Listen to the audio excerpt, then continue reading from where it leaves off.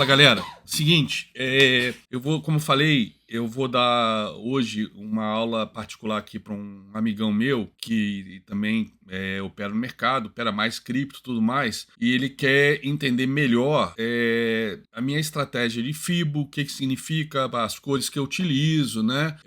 Questão de tendência de alta, de baixa, retração versus projeção, etc. Então, eu vou deixar aqui ele expor as dúvidas. Na verdade, o que eu vou ensinar aqui é aquilo que eu ensino sempre, que faço em live à noite, ensino no projeto, etc. Só que como ele está aqui do lado, ele vai fazer pergunta, vai interagir, e eu acho que isso fica interessante, porque de repente as dúvidas deles são as de vocês, e como vai ser essa interação, a coisa talvez flua, talvez não, certamente vai fluir melhor do que aquela interação através de chat, aquela coisa mais formal que a gente tem no Zoom, tá bom? Fala aí, bro.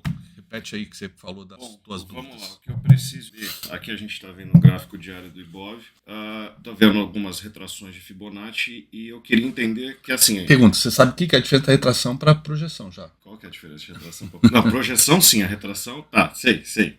Não é pela cor.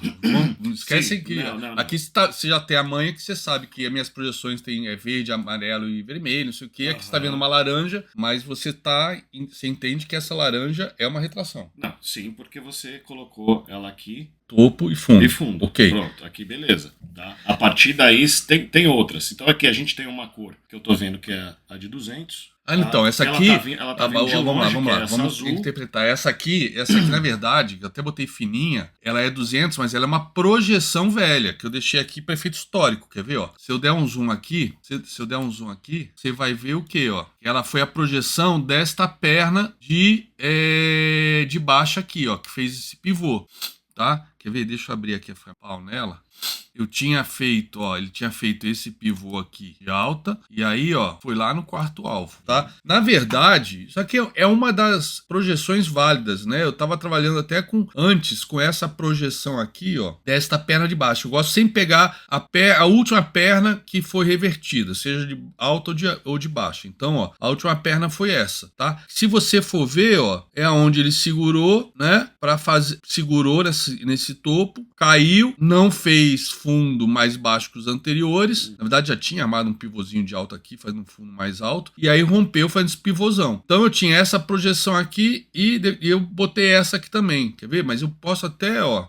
Na verdade, aquele 200% seria o quarto alvo dessa perna de baixo aqui. Mas na verdade, eu até prefiro, vou até apagar, botar aqui, ó. Pegar o que eu faço normalmente, que é isso aqui, ó. Ficou até melhor, ficou até mais técnico do que esse pivô, tá? Olha só, técnico do que esse pivô, olha só. Por quê? Porque em vez de eu ir no quarto alvo, ó, ele foi cravado no terceiro, ó. Cravada no terceiro alvo. Não sei por que eu fiz esse aqui. Realmente o que eu gosto mesmo, funciona, é pegar sempre a última perna que é a revertida, né? Então, ó, essa perna de baixo foi a última perna, reverteu, ó, terceiro alvo aqui em cima. Isso aqui, para todos os efeitos, não tem utilidade nenhuma. Só deixei aqui para efeito histórico. E agora vou até apagar então para não complicar. Não, eu imaginava já que era tá? O que eu queria entender era justamente as cores que você utiliza, o time frame que esse tá aqui, ó, é o do topo histórico, lá no 131 mil. Que eu mantive aqui, porque como eu estou trabalhando ainda dentro desse grande range aqui, do fundo da pandemia até o topo histórico 131, enquanto o Ibov estiver aqui dentro, para mim tá valendo.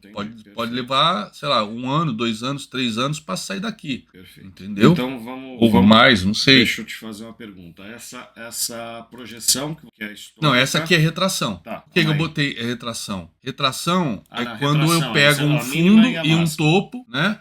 E eu uso até como referência, né? Eu uso como referência o quê? Sempre falo quando vou ensinar FIBO que a primeira coisa que eu ensino é retração. Por quê? Porque retração qualquer um sabe traçar, ou deveria saber, por quê? A retração é quando uma tendência é quebrada. E tendência é o básico da análise técnica. Todo mundo sabe identificar, deveria saber, porque, curiosidade, né? Quando eu dei aula no México, na Copa de 2014, se eu não me engano, foram 6 dias de aula e no último dia teve prova. Ah, não, foi no Brasil, eu estava no México. 2014 foi no Brasil, todo mundo indo pro Brasil e eu saindo do Brasil para dar aula no México. Vi 2 jogos da seleção lá. Eu estava no México e aí na prova, como tinha que ser prova em papel, falei, todo mundo traz lápis, régua, etc. E aí botei alguns gráficos e a galera tinha que traçar com régua, LTA, LTB, principais suportes, resistência, onde faria a projeção de fibra, blá blá. Foi impressionante, porque, pô, era uma turma de formandos de economia e eu ensinei a semana inteira, pô, deixar partes tudo direitinho, não sei o quê. A galera não sabia traçar as LTAs e LTB no lugar errado. Então, eu normalmente falo que eu vou ensinar primeiro retração, por quê? Porque a retração você só precisa saber, e o pessoal fala, não sei usar fibra, não sei a diferença de retração e projeção. Cara, aprende primeiro retração, que projeção quase que irrelevante se você aprender bem retração. Quase supérflua, tá?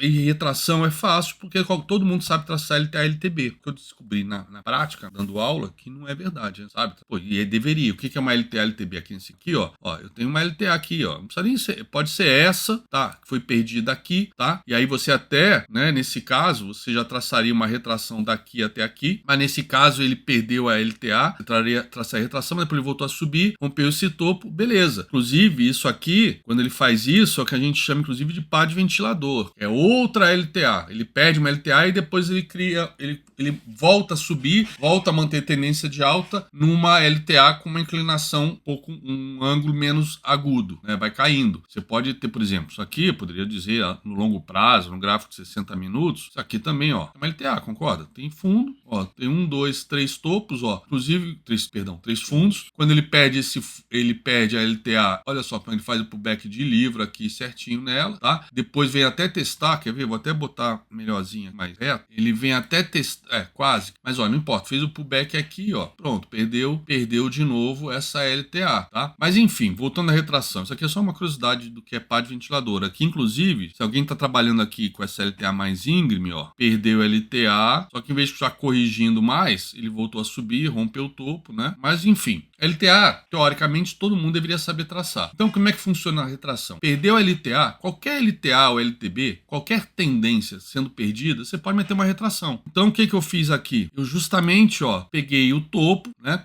o último topo, né, fundo, né, que dá origem a essa alta toda, meti a retração. E aí, com isso, quanto o mercado... Aí, aqui dentro tem projeção, tem um monte de coisa, mas para efeito estratégico, eu sei o seguinte, que ele perdendo uma LTA, ele vai buscar as retrações, né, e aí eu tenho primeira retração, no Profit, por exemplo, aqui eu tenho a possibilidade de, tá vendo? Aqui ele tá marcando 100, né? Aqui tá marcando 0. Se eu quiser ver de baixo para cima, eu vou aqui no TradingView e eu troco a ordenação, ou seja, o 0 vira 100, o 100 vira 0. No Profit, como eu teria que apagar e fazer de novo, eu tirei do Profit os números. As pessoas falam, mas essa qual é? 61.8 ou 38.2? Falei, isso é irrelevante. Aqui tá marcado, mas é irrelevante. Por que é irrelevante? Né? Porque isso me facilita não precisar ficar revertendo a ordem da retração. O importante é, se eu tive essa alta e eu botei a retração, olhando de cima para baixo, a primeira retração é de 38.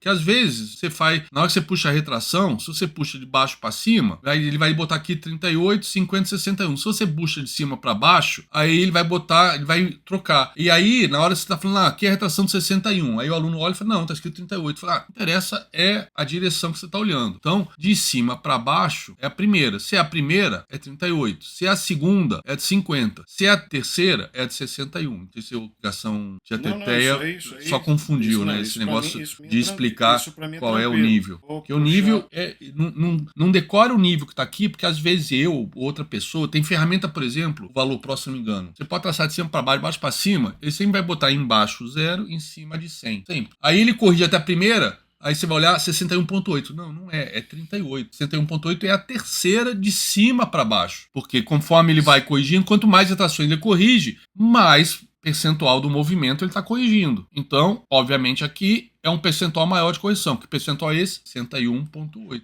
Então, mas de baixo para cima, fica 0 embaixo. E aí aqui, a primeira retração vai aparecer o quê? 61.8. Só que não é 38. 38 é a primeira ainda, né? Porque às vezes por exemplo, às vezes você sempre vai traçar de baixo para cima, mas o número da retração É importante, porque você vai falar, aqui é só a primeira retração.